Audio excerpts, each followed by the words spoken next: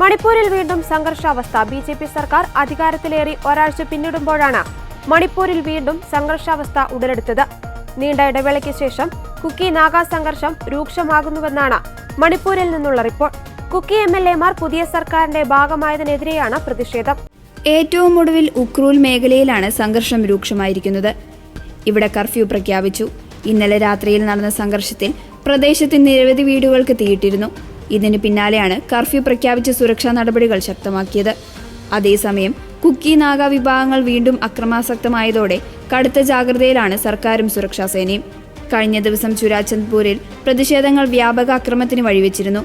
ഇതിന് പിന്നാലെ കുക്കി മേഖലകളിൽ സമ്പൂർണ്ണ അടച്ചുപൂട്ടൽ പ്രഖ്യാപിച്ചിരുന്നു. പുതിയ സർക്കാരിൽ നിന്ന് ഉപമുഖ്യമന്ത്രി അടക്കമുള്ള കുക്കി അംഗങ്ങൾ പുറത്തുവരുന്നതുവരെ പ്രതിഷേധം തുടരുമെന്നാണ് വിവിധ സംഘടനകളുടെ ആഹ്വാനം. ഉപമുഖ്യമന്ത്രിക്കെതിരെ വിവിധ കുക്കി സംഘടനകൾ പ്രതിഷേധ പ്രകടനങ്ങൾ നടത്തിയിരുന്നു. കുക്കികളുടെ പ്രത്യേക ആവശ്യങ്ങൾ അംഗീകരിക്കുന്നില്ലെന്ന് ആരോപിച്ചാണ് ഈ എതിർപ്പ്.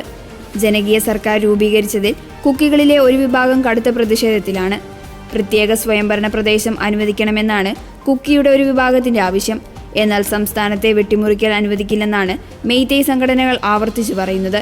രാഷ്ട്രപതി ഭരണം പിൻവലിച്ചതിന് പിന്നാലെ മണിപ്പൂരിൽ ഈ മാസം 4-നാണ് പുതിയ സർക്കാർ അധികാരമേറ്റത്. മെയ്തേയ് വിഭാഗത്തിൽ നിന്നുള്ള യുനാം ഗോംചന്ദ് സിംഗാണ് ഉപമുഖ്യമന്ത്രിയായി സത്യപ്രതിജ്ഞ ചെയ്തത്. കുക്കി വിഭാഗത്തിൽ നിന്നുള്ള വനിതാ നേതാവും മുൻ മന്ത്രിയുമായ നെംച കിംചെൻ ആണ് ഉപമുഖ്യമന്ത്രി. നാഗ പീപ്പിൾ ഫണ്ട് നേതാവ് ലോസി ഡീകോയാണ് രണ്ടാം ഉപമുഖ്യമന്ത്രി. ഗോവിന്ദാസ് ആഭ്യന്തരമന്ത്രിയായും ചുമതലയേറ്റിരുന്നു.